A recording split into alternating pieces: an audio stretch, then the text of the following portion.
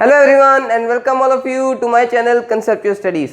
So friends, today we are going to study about the living world of class 11th biology.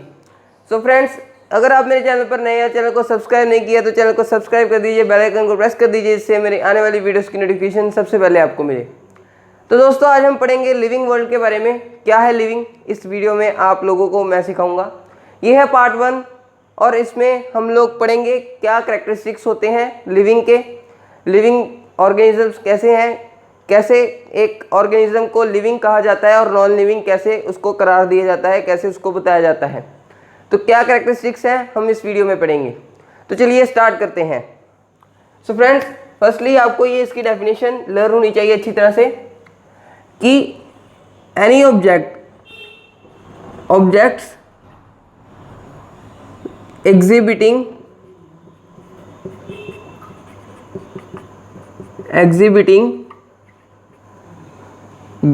पहले क्या exhibit करते हैं। अब देखिए यहाँ पे आएगा पहले ग्रोथ, डेवलपमेंट, ये सभी कैरेक्टरिस्टिक्स हैं इसके। ग्रोथ, डेवलपमेंट और एडेप्टेशन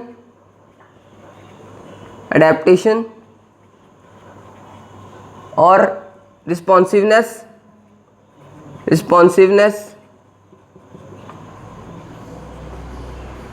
और reproduction. The objects which exhibit these 5 characteristics are called living organisms. And organisms can be classified into two, which are we have studied that organisms are classified into two types, which are unicellular and multicellular.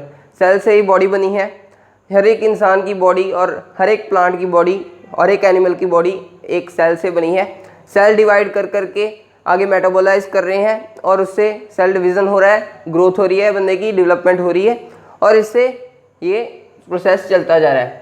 तो देखिए exhibiting, क्या growth exhibit कर रहे हैं, इसको थोड़ा detail में समझते हैं। ग्रोथ क्या होती है। अब देखिए दोस्तों, ग्रोथ जो चीज़ है ना, वो पहले ये देखिए, ग्रोथ इंक्रीज इन मास और number of individuals is called growth. तो दोस्तों ये देखिए इंक्रीज इन मास हो रहा है। तो इंक्रीज इन मास अब कह सकते हैं कि नॉन लिविंग थिंग में भी हो सकता है। कैसे हो सकता है, क्योंकि देखिए एक हमने प्रोसेस पढ़ी हुई है, वेदरिंग एंड डेन्युएशन पढ़ी है ना, जिससे कि मतलब जैसे कोई पत्थर है उसके ऊपर जब सॉइल की कोटिंग हो जाती है, जो कोटिंग है वो उतर ही जाती है जब वेदरिंग होती है।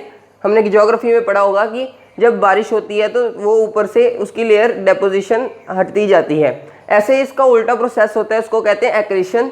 और उस प्रोसेस में क्या होता है कि जो ऊपर उसके डेपोजिट होता जाता है, जैसे ये है, इसके ऊपर डेपोजिशन हो ही जाएगी कितने सालों तक, और उसको कहते हैं एक्रीशन। तो वो जो नॉन लिविंग चीज़ है, माउंटेन टॉप्स की बात करें, माउंटेन टॉप्स पे, यहाँ पर हिली स्लोप्स पे जब यहाँ पर डेपोजिशन होती गई किसी मटेरियल की, तो यहाँ पर भी देखिए इंक्रीज इन मास हुआ। पर हम ये तो नहीं कह सकते कि ये लिविंग है, ये लिविंग नहीं है। लिविंग क्योंकि ये लिविंग क्यों नहीं है, क्योंकि इसमें देखिए ये रिस्पॉन्ड नहीं कर रहा, रिस्पॉन्सिवनेस नहीं है इसमें, ग्रोथ उसकी हो रही है, इंक्रीज इन मास हो रहा है, पर वो लिविंग नहीं है। तो ऐसे भी इसकी एक अलग चीज़ आती है। तो इसको प्रोसेस को बोलते हैं एक्रीशन, ACCRETION। तो दोस्तों ग्रोथ ऐसे भी हम डिफाइन कर सकते हैं। तो जो ग्रोथ है वो लिविंग ऑर्गेनिजम्स में कैसे है, इंक्रीज इन मास और increase in number of individuals. इसके बाद आता है डेवलपमेंट क्या चीज़ है, जब बॉडी बंदे की डेवलप हो रही है, डेवलपमेंट हो रही है, जब सेल्स डिवाइड कर रहे हैं, सेल्स प्रोड्यूस कर रहे हैं आप बॉडी में, उसको कहते हैं डेवलपमेंट। एक सेल ने आगे 2-3 सेल और प्रोड्यूस किए, उसको कह दिया डेवलपमेंट। फिर उसके बाद आता है एडेप्टेशन। एडेप्टेशन कैसे होता है दोस्तों, आपने देखा होगा कि जो डेजर्ट एरियाज होते हैं, डेजर्ट एरियाज में क्या है कि जो प्लांट्स लगे होते हैं उनकी स्पाइन्स होती हैं और जो स्टोमेटा होता है उनका वो काफ़ी थिक क्यूटिकल वाला होता है, जिससे पानी की जो उनके अंदर जो पानी की मात्रा है वो बनी रहे और पानी बाहर ना निकल पाए बॉडी में से उनकी। तो दोस्तों ये अडेप्टेशंस होती हैं। अब देखिए, अगर if there is outside temperature is warm you will tend to sweat, and if the outside temperature is cold and you will tend to shiver. Why? Because the adaptation in your body will be there. adaptation हमारी body में भी होती है, ऐसे ही plants में होती है, ऐसे एनिमल्स में होती है। तो दोस्तों ये अडेप्टेशंस हैं। अडेप्टेशंस ये करते हैं, जैसे बाहर कोई कोल्ड हुआ, हमने शिवर किया, जो ही मैंने आपको बात बताई है। अडेप्टेशन प्लांट्स में होती है, जैसे डेजर्टेड एरियाज में वो स्पाइंस रखते हैं, तो ये है अडेप्टेशन। फिर इसके बाद आता है रिस्पॉन्सिवनेस। आपने देखा होगा, टच प्लांट के बारे में सुना ही होगा। टच मी नॉट प्लांट जो होता है उसको हम प्रेस करते हैं, हाथ लगाते हैं, उसको ज़रा सा उसके लीफ को हाथ लगाएं तो वो बंद होने लग पड़ता है।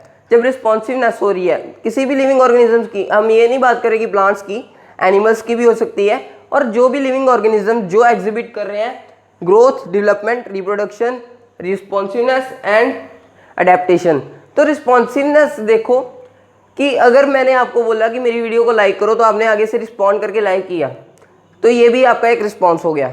और अगर आपको, जैसे देखिए, अगर आपका फ़ोन की अगर बेल बजती है तो आप जाकर उसको उठाएंगे, तो ये भी आपका एक रिस्पॉन्स हो गया। जब कोई बॉडी रिस्पॉन्स कर रही है, रिस्पॉन्स शो कर रही है, रिस्पॉन्स दे रही है, उसको हमने बोल दिया रिस्पॉन्सिवनेस। फिर इसके बाद आती है रिप्रोडक्शन। रिप्रोडक्शन आपने पढ़ा होगा, एसेक्सुअल और सेक्सुअल रिप्रोडक्शन होती है। तो ये अमोइबा में और वो जो दूसरे प्लांट्स फ्लैगेला वगैरह में, वो सिंगल सेल ऑर्गेनिज्म, उनमें एसेक्सुअल होती है, और दूसरी जो पेरेंट्स करते हैं ऑफस्प्रिंग प्रोड्यूस करने के लिए, वो सेक्सुअल होती है। तो दोस्तों ये रिप्रोडक्शन का है।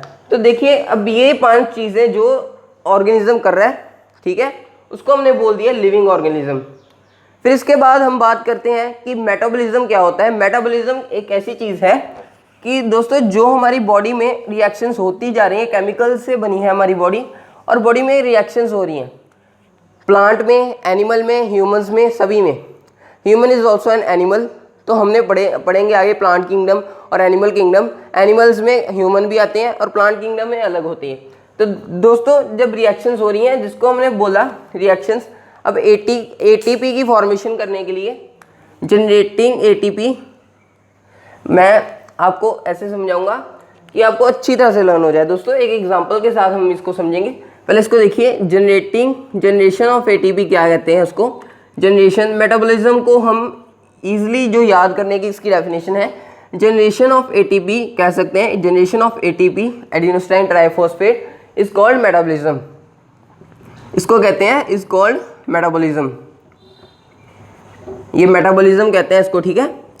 तो मेटाबॉलिज्म हमारी बॉडी में हो ही रही है। ऐसे तो नहीं कर सकते हम कि रिएक्शंस तो हो रही हैं देखो बॉडी में, पर हम ऐसे तो नहीं कर सकते कि किसी भी चीज़ को, लिक्विड को हम किसी टेस्ट ट्यूब में डालें, विट्रो इन विट्रो हम करें उसका रिएक्शन। इन विट्रो कहते हैं इसको, है टेस्ट ट्यूब में कोई रिएक्शन करें तो उसको इन विट्रो कहते हैं। जब हम किसी भी ट्यूब में रिएक्शन करें, ये तो नहीं कर सकते कि हम किसी की फ्लूइड को पानी में मिला के तो उसको लाइफ कह सकते हैं, ऐसे तो नहीं ना हो सकता।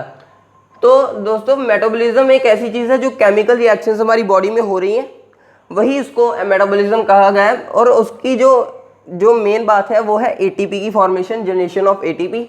बॉडी में जनरेशन ऑफ एटीपी होता है, बॉडी में ग्लूकोज बनना हो तो क्या मेटाबॉलिज्म की 2 टाइप्स आती हैं आगे। मेटाबॉलिज्म इज कैरेक्टराइज्ड इनटू 2, एक होता है एनाबॉलिज्म और दूसरा होता है कैटाबॉलिज्म।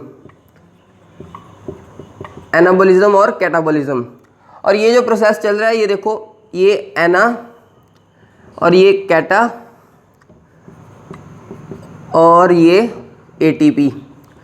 तो ये जो प्रोसेस चल रहा है इनकी फॉर्मेशन का, ये जो प्रोसेस आ रहा है, ठीक है, ये आपको समझने आएगा अगर आपको ये एक चीज़ मैं आपको एग्जांपल से समझाऊंगा, आपको अच्छी तरह समझ आएगा, मैं आपको गारंटी दे रहा हूँ।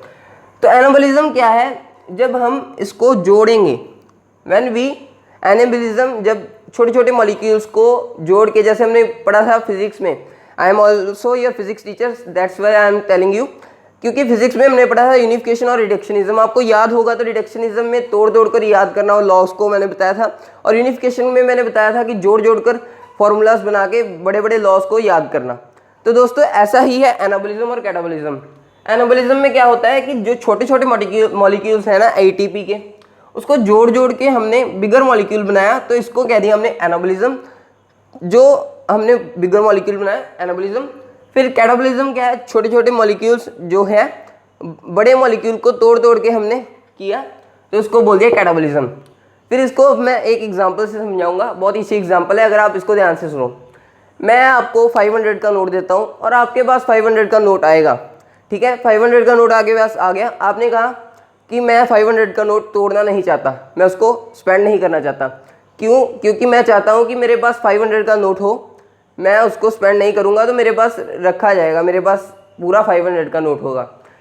देखिए ऐसी कंडीशन आएगी, अगर आपको पास ऐसी कंडीशन आए कि आप कहीं जा रहे हैं और आपकी एक्टिवा का या आपके बाइक का पेट्रोल ख़त्म हो जाए, तो आपने क्या करना है, उसको पैसे को तोड़ना ही पड़ेगा, क्योंकि वो इमरजेंसी सिचुएशन होगी आपकी। वैसे तो आप तोड़ेंगे नहीं, क्योंकि आप चाहते हैं कि मेरे पास 500 का नोट रहे। तो दोस्तों ये चीज़ को हमने तोड़ने की बात, आप देखिए उसको आपने तोड़ लिया और आपने स्पेंड कर दिया, आपके पास उसके छोटे मतलब टूट गया, वो नोट टूट गया। तो ऐसे ही है कैटाबॉलिज्म और एनाबॉलिज्म का चक्कर। तो देखिए एनाबॉलिज्म, जब जोड़ा हुआ नोट आपके पास है 500 का, उसको कह दिया एनाबॉलिज्म, और कैटाबॉलिज्म जो आपने तोड़ दिया वो कैटाबॉलिज्म। तो मेटाबॉलिज्म एक ऐसी चीज़ है, chemical reactions occurring in the body when we save it by, छोटे छोटे मॉलिक्यूल्स को जोड़ के हमने, जैसे ग्लूकोज बनाना है बॉडी में, तो हमने कार्बन, ऑक्सीजन और H को, हाइड्रोजन को रखा अपने पास और जोड़ा, तो उसको बनाने के लिए हमने किया एनाबॉलिज्म। फिर हमने अगर ATP की फॉर्मेशन करनी है, अगर हमने तोड़ तोड़ के इसको करना है, तोड़ने है उसके मॉलिक्यूल्स को छोटे छोटे एटम्स में, उसको कंबाइन करना है, तोड़ना है, तो उसको हमने बोल दिया कैटाबॉलिज्म। तो ये है इसका चक्कर। मेटाबॉलिज्म को आप अच्छी तरह से याद कर लीजिए, ये भी एक बहुत अच्छी कैरेक्टरिस्टिक प्रॉपर्टी है। फिर इसके बाद आता है हमारे पास कॉन्शियसनेस। कॉन्शियसनेस कौन सी चीज़ है जो ह्यूमंस में ज़्यादातर पाई जाती है।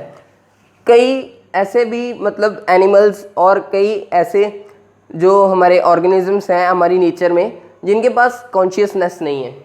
अब देखिए कॉन्शियसनेस जो होती है वो हम कहते हैं, कॉन्शियसनेस क्या चीज़ है कि सेल्फ अवेयरनेस।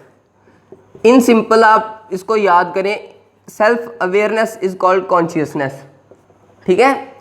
अवेयर रहना, अपने वातावरण के हिसाब से हमें अवेयर रहना, अवेयरनेस रहनी। अब बंदे को अवेयरनेस तो होती है, इंसान को अवेयरनेस ये भगवान की तरफ से एक वरदान समझ लो। अवेयरनेस है बंदे को कि आसपास क्या हो रहा है उसको पता चल जाता है, उसका ब्रेन का पता लग जाता है। पर जो प्लांट्स हैं वो, उनको क्या होता है कि जब देखिए टच मी नॉट प्लांट है, उसको रिस्पॉन्स करना होता है, तो रिस्पॉन्स करने के लिए उसको थोड़ी सी अवेयरनेस होती है, उसके अंदर भी थोड़ी सी कॉन्शियसनेस होती है। पर कई ऐसे भी एनिमल्स हैं जिनमें कॉन्शियसनेस नहीं पाई जाती। तो ये मेन अगर बात बताएं तो कॉन्शियसनेस एक ऐसी चीज़ है जो कैरेक्टरिस्टिक प्रॉपर्टी है only for human beings. Consciousness human beings में ही होती है। तो ये इसकी कॉन्शियसनेस की परिभाषा है। फिर इसके बाद हम बात करते हैं कि आगे रिप्रोडक्शन के बारे में मैंने आपको बताया था, कैरेक्टरिस्टिक प्रॉपर्टी ऑफ रिप्रोडक्शन क्या थी, कि कैरेक्टरिस्टिक रिप्रोडक्शन प्रॉपर्टी है। तो ऐसे भी कई हैं जो रिप्रोड्यूस नहीं कर पाते, म्यूल्स होते हैं जिनकी इंटरस्पेसिफिक जो होती है हाइब्रिड होते हैं, इंटरस्पेसिफिक हाइब्रिड होते हैं। और जो दूसरे वीकर बीज होते हैं, वीकर बीज, वर्कर बीज जो होते हैं वो उनके पास एग नहीं होता, ठीक है, वो लैक करते हैं एग, इसके कारण वो रिप्रोड्यूस नहीं कर पाते। तो एग अपरेटस उनके लैकिंग के कारण वो रिप्रोड्यूस नहीं कर पाते, तो इसलिए उसको हमने बोल दिया कि उनके लिए नहीं हो सकती एक सिंगल वर्कर बी, और एक वो जो म्यूल है उसके लिए हम उसको कह नहीं सकते कि कैरेक्टरिस्टिक प्रॉपर्टी एक है रिप्रोडक्शन।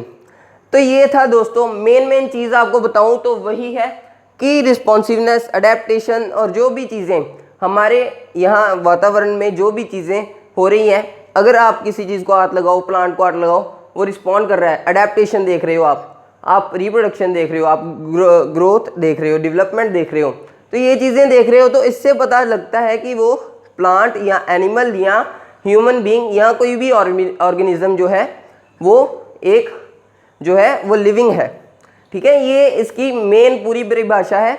लिविंग क्या है? When objects exhibiting growth, development, reproduction and the responsiveness and adaptations. तो वो organisms are called living organisms. तो दोस्तों आगे हम बात करेंगे डाइवर्सिटी इन लिविंग ऑर्गेनिजम्स, जो कि टैक्सोनॉमी भी आगे आ जाएगी।